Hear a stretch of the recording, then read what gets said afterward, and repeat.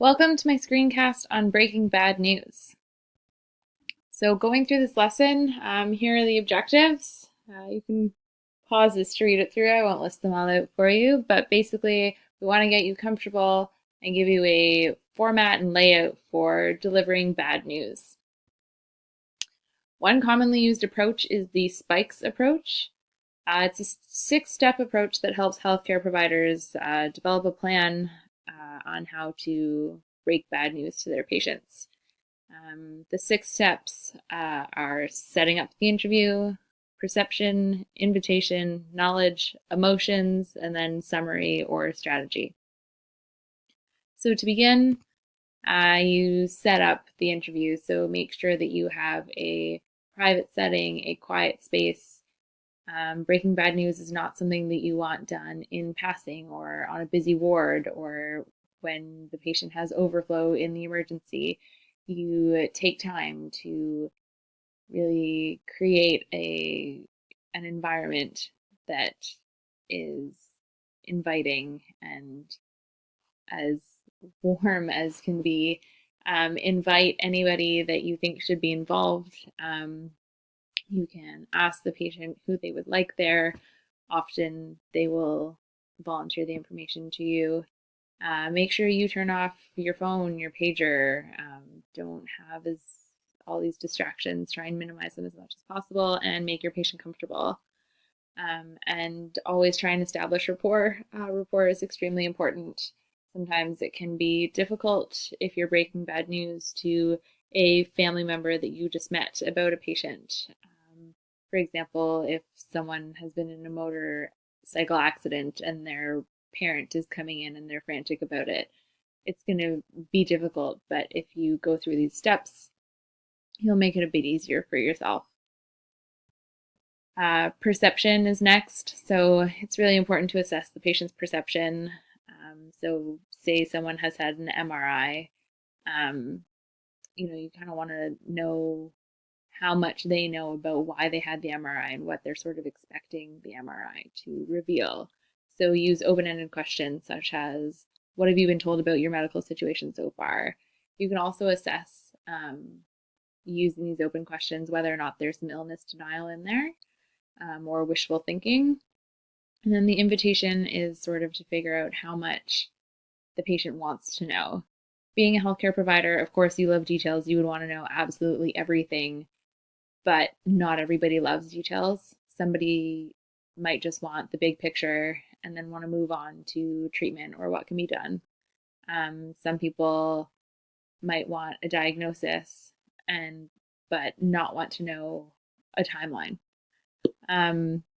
So ask the patient their preference. You can always go with the flow and sort of see how they're reacting and let them decide whether they want more information at that time, ask questions, offer more information. It can be a continual invitation.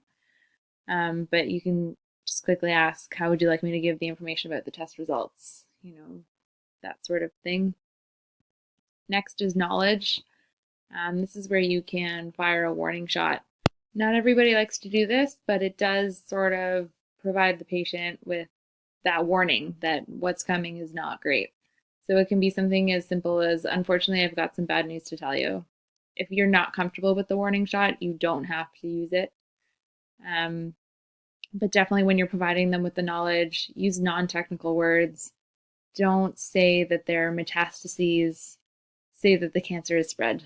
Avoid all medical jargon as much as possible. You want to be as straightforward as possible.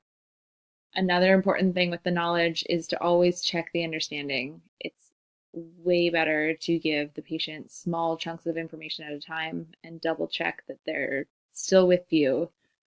Because when they're receiving all of this bad news, it's very easy to get overwhelmed and to just not be able to grasp all of this large amount of information at once. It goes back to typically our personality as healthcare providers is that we want all the information, we want to know everything, and we also want to provide everyone with all the information, and sometimes giving them too much information can be very overwhelming. So keeping it small and simple to make sure they understand, and then elaborating when necessary or if asked. emotions. This is a really important part.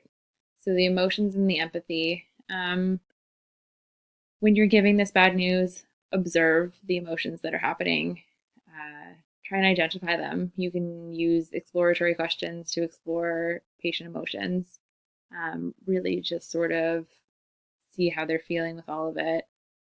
Try and figure out the reason for their emotions. I mean, obviously, our options are anger, denial, sadness, etc. There can be many different reasons for this. So explore it and then empathize with your patients. But don't just ignore that there are emotions. It's going to be a very emotional conversation, and try and go through it with your patient. You don't have to feel the emotions, but you do need to identify their emotions and discuss them. And another thing is silence is okay. When you tell someone that they have cancer, they may cry, and that's okay. Offer a tissue, give them some time. Don't be rushing through it. The silence may feel awkward for you, but just it's something that you will get used to and you'll learn to pace appropriately. And then finally, it's summary and strategy. So, really just summarize everything that you've talked about, have a strategy for how you're going to handle this bad news. So, if it was a cancer diagnosis, what treatment options are available. And really just to follow up, you're going to want to see them again. So a strategy for what to discuss at the next meeting or when you want to see them next, and really summarize and double check their understanding and make sure they know that you're available if they have any more questions, etc. So spikes as a protocol or an example of how to break bad news really emphasizes that breaking bad news is a skill. It requires practice. It's not something that you just know how to do once you become a healthcare provider. But spikes as a tool really helps give you an outline of what to do and where to go in this conversation, because it can be very difficult for the providers as well. So the best way to learn how to break bad news and master this skill is by using this protocol and combining it with some role play. So that's what I'd like to do. So if I was having an in-class session, I would be doing some role play, but given that this is all online, what I'm going to get you to do next is do the Socratic quiz. So log into the classroom Edu5188 on Socrative.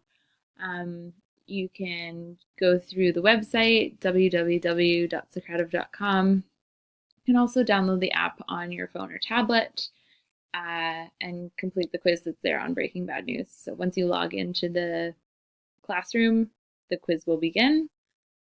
Once you've completed that quiz, complete this activity for me. So I've made a non-healthcare activity because I know a lot of people in this class aren't healthcare. So here is your situation. You are the teacher in a classroom with a rowdy child named Johnny. Johnny recently got in a schoolyard altercation with another child and will be suspended.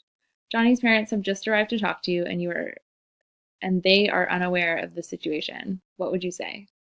So you can just jot down some ideas about how you would complete the 6 steps of spikes and share your thoughts on Brightspace. So for example, setting, maybe say that you would pull them into your classroom after hours, or if your classroom is busy and full, maybe bring them to the principal's office to sit down. It's not really a conversation you want to have, in the schoolyard or in the pickup lineup where all the parents are in their cars staring at poor Johnny.